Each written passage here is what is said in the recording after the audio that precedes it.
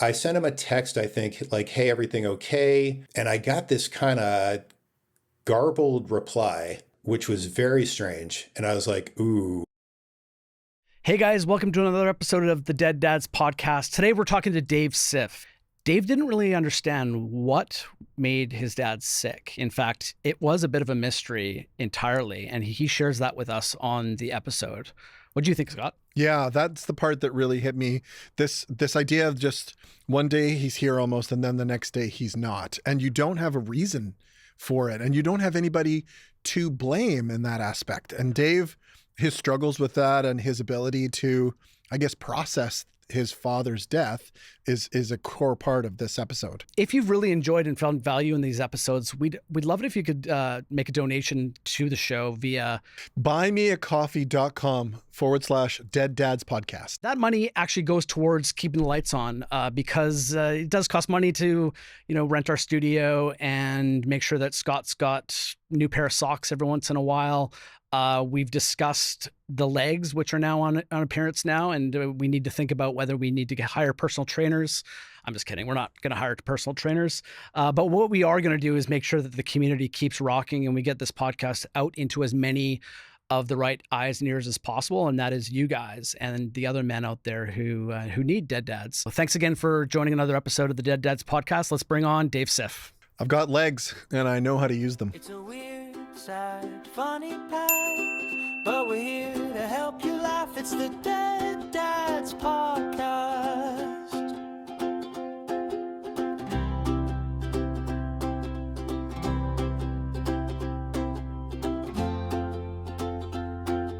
We have guests today, and we're really excited to introduce them all to you. So, Dave Siff, please welcome to the show. Thank you, guys. Thanks for having me. I'm really excited to talk about this with you guys. So, Dave, why on earth would you do a podcast about dead dads? I just sent Roger a message just to say, hey, man, that's really awesome. Like, what a great title. It sounds like a cool thing. And by the way, my dad is also still dead. And realizing in offering to do it that I had never really talked about it in depth with anyone. Like, it's quite a story and there's a lot of parts and pieces to it. So that's what made me want to do it. We'd love it if you could introduce us to your dead dad. My dad's name was Paul Siff. He was born in 1938 in Brooklyn, New York. He went on to become a college professor for 40 plus years. That was his business, a real student of history. He lectured for a living. He did lectures to students almost every day. Is that where you learned storytelling? Certainly his love for history drove me to read a lot. I minored in history in college. So I sort of got some of that from him. You mentioned that's him in the background. Obviously not the cat, but is that right around, where is that in the history of things? This is my parents' engagement picture. Summer of 1961. My mom was 20 and my dad was 22 or 23 there. If you told me that they were a folk group and they were touring like that is the look that I'm getting. Yeah, there's a musical. Yeah. So I keep that up there. And then Mr. Bill from Saturday Night Live, this was on my dad's desk in his office for years. He was a huge fan of Mr. Bill. He would do the voice. Oh no, Mr. Bill. So little mementos of my dad all over my office, Love it. So he was a professor for his whole entire life? Yes. He started out his first job was at Westminster College in Fulton, Missouri. I was almost born there, but they wanted to get back to New York because that's where they're both from. So he was teaching in Missouri. They drove back to New York so I could be born there and then decided to stay. And eventually he wound up at Sacred Heart University in Bridgeport, Connecticut, where he taught for 42 years. Wow. Dave, I'm wondering if you can share with us how Paul passed. My dad was in really good shape for his age. He was 85 years old in the summer of 2024. And he had a little cardiac issue with like AFib, but it was being managed. And we would joke about the blood thinners that he was on, these the pharma commercials where everybody's going to a craft fair or square dancing while taking these drugs. And he was like, I can't wait to do all this stuff now that I'm on this blood thinner. In June of 2024, on Father's Day, he was actually here in Atlanta 900 miles from home, he drove all the way down with a friend of his, and they did like a civil rights tour of like different landmarks through the South and wound up here on Father's Day. We went to the Martin Luther King Center. We had our last, what would be our last Father's Day together. That was in June of 2024. And so the next month, he had an appointment to go in for what's called a cardioversion, which if you're not familiar, when you have AFib, occasionally they have to do this procedure where they just shock your heart back into regular rhythm. Oh, really? Like, yeah. Because, your heart can get up there, like way too high or whatever. So they just kind of hit you. It's like nudging the refrigerator. Putting the rhythm back into the heart? Yeah. Is that it? Okay. Yeah. It's kind of like the printer at work. I'm just explaining it. Yeah. We're gonna put the rhythm back in their heart. Yeah. Turn it off, turn it back on, So he had an appointment to go in for that. And it was going to be on a Monday. And I think we talked the prior Thursday. And he told me his plan. He's like, I'm going to Uber to the hospital. My friend Wally, his best friend, is going to pick him up, take him home. And I said, great. Just, if we don't talk between now and then, just text me when you're out. Because it's a real quick thing. So I remember that Monday then, because we wound up not talking over the weekend. I'm working from home on that Monday. And I'm waiting. Because it's 1 PM this appointment was. I'm waiting. 1:30, 2, 2:30, nothing. I'm like, huh. Are you starting to get nervous at that point? Like, are you feeling this is routine? Are you talking to yourself in your head, telling yourself it's okay? I'm starting to talk to myself like, I wonder what's going on, because my dad is like really, one thing I inherited from him is, promptness, on-timeness. He was a college professor, classes at this time. I worked in news for 35 years. If you're on time, you're late. So I was starting to get a little bit concerned that I hadn't heard from him. I sent him a text, I think, like, hey, everything okay? And I got this kind of garbled reply, which was very strange. And I was like, ooh. So I called him. He answered and he kind of wasn't making sense. I said, can you put the doctor on or the nurse? And so he put the nurse on, and the nurse said that something else was wrong and they weren't sure what. So he was in the room with the doctor and the nurse still. Yeah. He had gone into the hospital for one thing, but they immediately recognized that something else is going on. Only later did I find out that over the weekend, he fell in the house and bloodied himself pretty significantly and didn't call anybody just like my dad, didn't call anybody to help him, tried to bandage himself up. He had become disoriented and fell.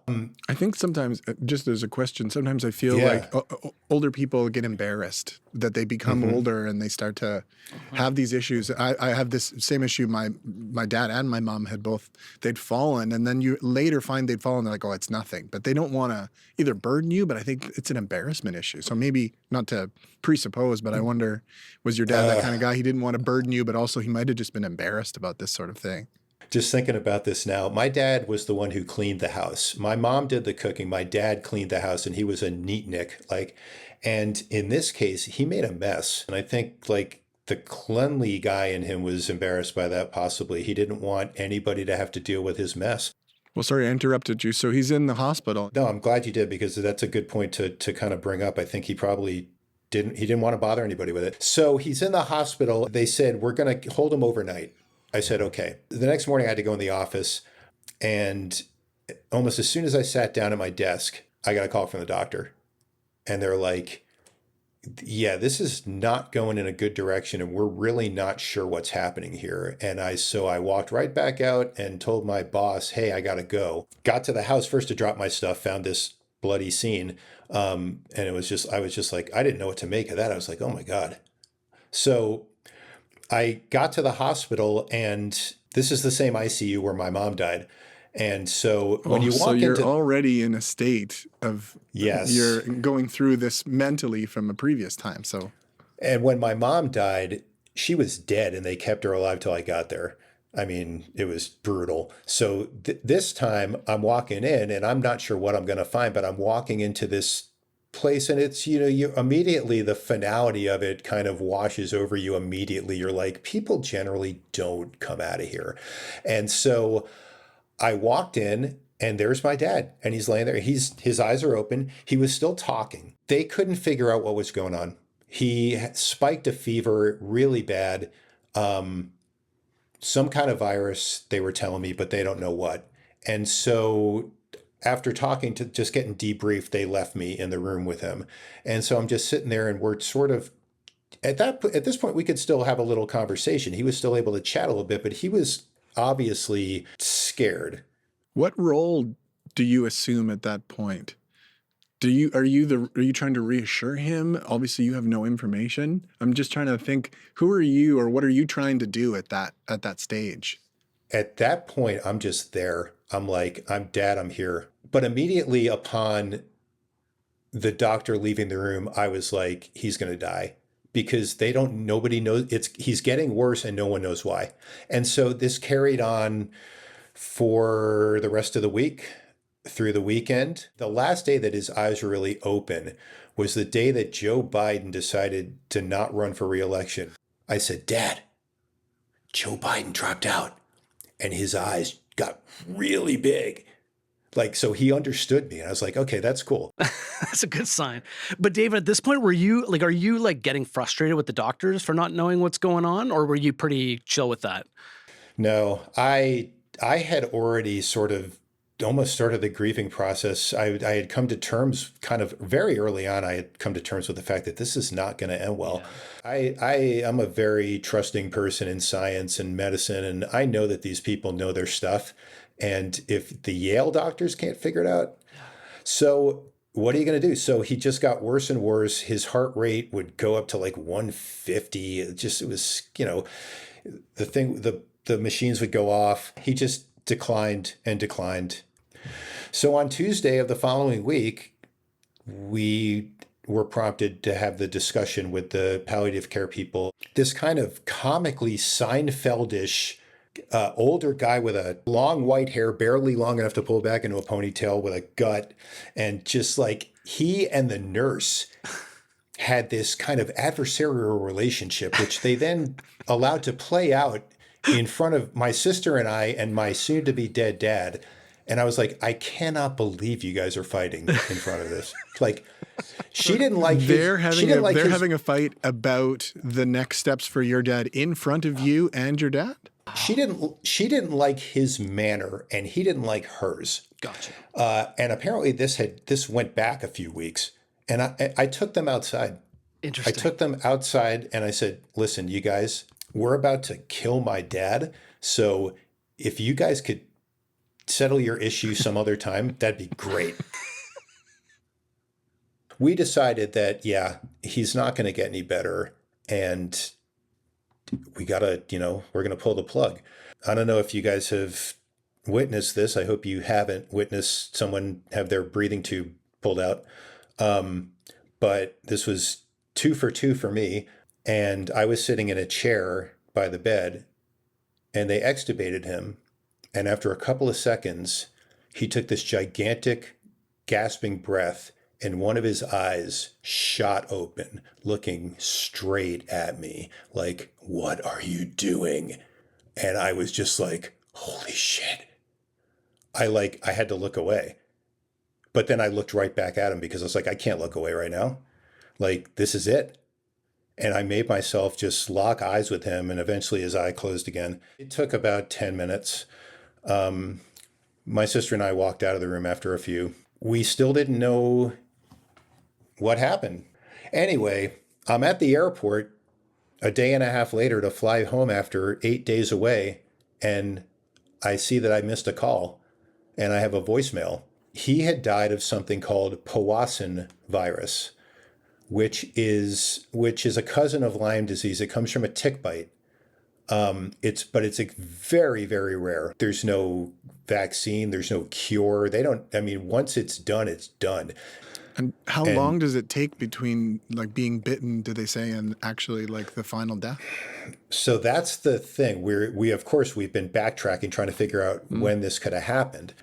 And I think he got bit by a tick, like in some taking some tall grass on this trail that they used to walk back in the woods, jumped out and bit him, and he wouldn't have probably even felt it. I can't even imagine not having any clue until after he's passed, but then learning that it's something so rare that 40 people have ever had. I think the challenge of going into the room and into the hospital where your mom passed. I'm not surprised when you're thinking like, he's not coming out of here. Your experience of 100% of the people that go into there don't come out. And it seems totally, that would be what I would be thinking as well. I wanted to ask you a question. I don't think I've ever asked anybody this. I didn't ask you this either. So both, here we go. Roger, there's no math. It's not skill testing. How do you spell Powassan? Yeah, that's right. You watched your dad. I watched my dad die as well, and both of our dads died in effect the same way, which is MAID, which is Medical Assistance in Dying, which is a program that's available here in Canada where that's when you reach a decision. So we've done that, but there was a point where they killed my dad, just like your story. They killed my dad. I'm wondering if you have any memory or sense of when the physical body that was the soul or the presence of your dad, when it stopped being him. Wow. I think, like I mentioned, his one eye opened after they pulled the tube out, and he took that big gasp. And then when his eye closed again, I think that was probably... I think it then just felt like it was then. What I found, actually, all of us carry a certain tenseness in our lives. Like by being alive, there is a physicality to us that we don't realize. Even if someone says relax, you never really relax because your body, of course, is keeping things moving. And there was a part where he just for 44 years suddenly relaxed more. Like you could see that whatever energy and effort, the whole thing just sort of collapsed like that. And then you thought, oh, okay, that's the moment. You can tell that happened. So Dave, how are you doing with all of this now? I mean, it's been, over a year, quite a shocking end to it, and a mystery tied to it all. Where are you at in your grief process right now? I think the first anniversary of his death, which was last July, that was a tough one. Yeah. I took the day off work. I lit a candle and put it in the window because that's all I could think to do. I mean, what do you do? Mm-hmm. But I took my son out for a Cuban sandwich because my dad loved a Cuban sandwich. And there's a place here in Atlanta, hole in the wall, that makes the best Cuban sandwich in the city. Awesome. And I took my son out for a Cuban sandwich, and we ate and cried and talked about Grandpa. And that was a tough day.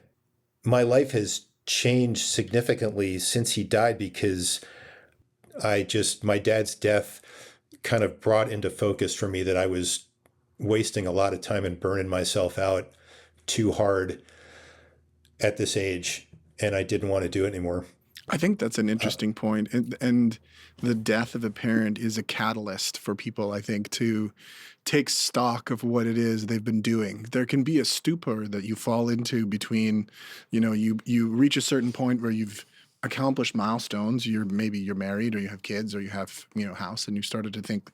And I think you fall into a bit of a slumber almost, where you're moving through life and you're doing this, and all of a sudden the rug pulls out from underneath you. These people die, and you go, well, now I have to consider this. Like, this is coming for me. And I think, I don't think you're alone. Not that you're worried about it, but I don't think you're alone in going, shit, I got to change my path because I'm not accomplishing things. And I think also the way your dad passed, which was so sudden and so mysterious, like you have this, you must have thought to yourself, like, literally, I could get hit by a bus at, that whole trope. Like, totally. Anything could happen at any point. 100%. I mean, it is. I was just going to, it's so funny. I was going to say almost exactly what you said. I was going to say, there's that old joke, I could get hit by a bus. It's always a bus. Why is it a bus? I know. Way more likely to get hit by a car. Feels like the lobbyists got involved at some point and were like, we got to change it to bus. We got to change it to bus. I feel like a lime scooter would kill me. Can I ask a question? And this might be derailed. So you were talking about inheritance. This is a sideways, like the hook takes him out of life. Like there's no way to defend yourself against the thing that took him, right? Like, so whatever, your body, and yes, you've got genetics to consider, but how you reconcile the fact that, and I think other people in this, when something that isn't conceivable, cancer is conceivable, right? Like maybe even getting hit by a bus is conceivable, but you're in a very unique scenario, in my opinion, because it's a total out of the blue, nothing to prepare for, boom, and it's quick. And again, all considerations for the process that you're going through, I feel like, no surprising, you have to kind of do something drastic and radical because you're every day considering, hey, there's no preparation. Like I could eat almonds, I could exercise, but this has come out of the blue. There's really no way to prevent death from happening, as ridiculous as that sounds. It's funny because you can go one of two ways with that. You could say anything could happen any day, so I better start going to the gym hard and like really like pursuing like everything I want to do. Or you could be like, I'm going to party. And I will admit, between, sporadic work and dealing with things like my dad's death, I've had a few more social outings per week than typical. And this is a very permissive podcast, just in case you're wondering. This is we are party positive. We are dealing with death positive. Yes. So whatever you need to do, as Roger has said several times, you're processing your grief your way. Your way. I think about this often, about how you can sunset your father by looking at moments to keep him alive. I guess, like, do you think like, hey, maybe it's Cuban sandwiches every year, or maybe it's me and my son spending time. But I think as we process grief and move forward into the rest of our lives, sometimes it's about figuring out a way to not let him die. Yeah, absolutely. I mean, just yesterday, my brewery owning friend summoned us for a bourbon tasting that he said, I've got this bourbon. We've been using one type of bourbon in our cocktails, but I feel like this might be good enough to serve straight up, and I want your guys' opinion. And he brought us all a glass of bourbon, and someone had fetched a cup of water. And I said, aha. And my dad and I did this, 2, 3, 4 drops of water opens the whole thing up. Totally does. And so I thought of my dad right then. I think you have to do those things. Like we drank scotch together, like drink the scotch, eat the Cuban sandwich.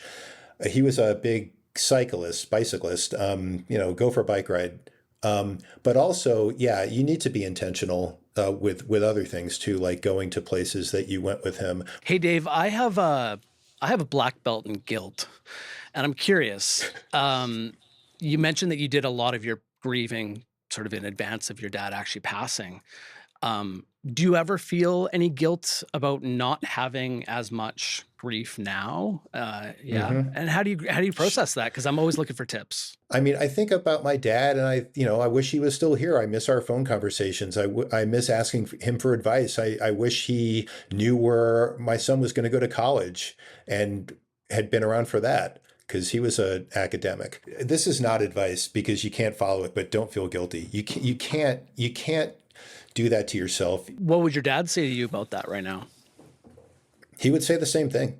It's good to be your own best critic or worst critic, like in a lot of ways, but it can be destructive. Yeah. It's good to keep yourself in check. You should be accountable to yourself, but gosh, be kind to yourself. That's what I would tell every man and woman. So Dave, if you had an opportunity to spend another, afternoon or day with your dad, what would you do with him? What would you guys talk about? What would you say?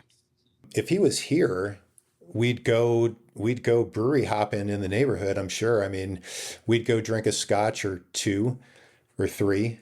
I wish he was still here, What would young men, or ideally anybody, need to know about grief based on your experience?